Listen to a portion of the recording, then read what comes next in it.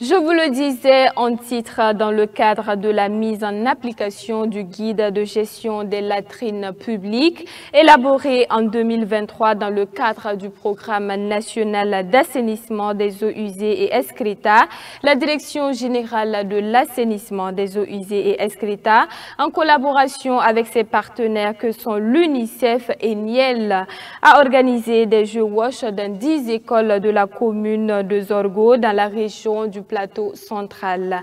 L'objectif visé à travers ces jeux est d'inculquer aux élèves de ces écoles les bonnes pratiques en matière d'hygiène et d'assainissement.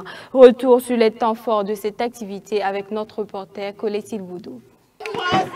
Ce sont des exercices ludiques, mais qui incitent ces élèves à connaître les bonnes pratiques en matière d'hygiène et d'assainissement. Nous sommes à l'école primaire publique Imiga dans la commune de Zorgo dans le Plateau central.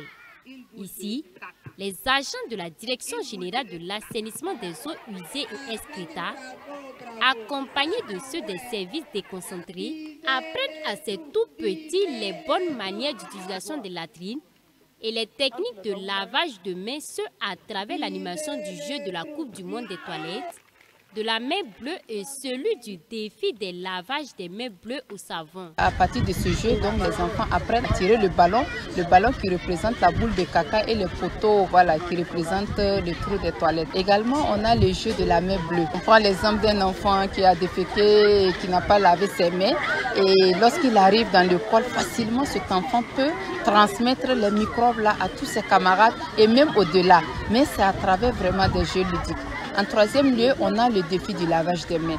Donc à partir de ce jeu, les enfants prennent conscience que le lavage des mains seulement à l'eau, aussi abondante qu'elle soit, ne suffit pas pour éliminer les microbes. Après l'école de Imiga, les acteurs se sont rendus dans l'école primaire publique d'Igré pour reprendre le même scénario. Là également, les élèves reçoivent les éléments de base en matière d'hygiène et d'assainissement. En plus de ces écoles, 8 autres de la région bénéficient de ces jeux wash.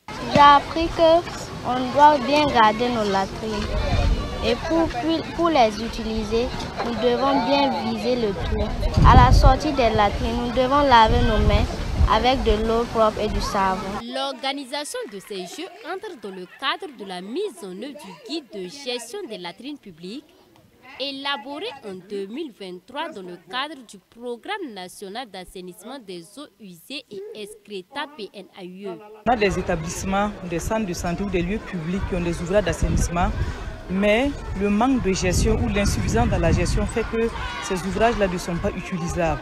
Alors, dans le cadre du programme d'approvisionnement en eau et d'assainissement, on a décidé d'élaborer ce guide-là pour accompagner les acteurs de l'éducation, de la santé et des lieux publics pour une meilleure gestion des toilettes au niveau des institutions.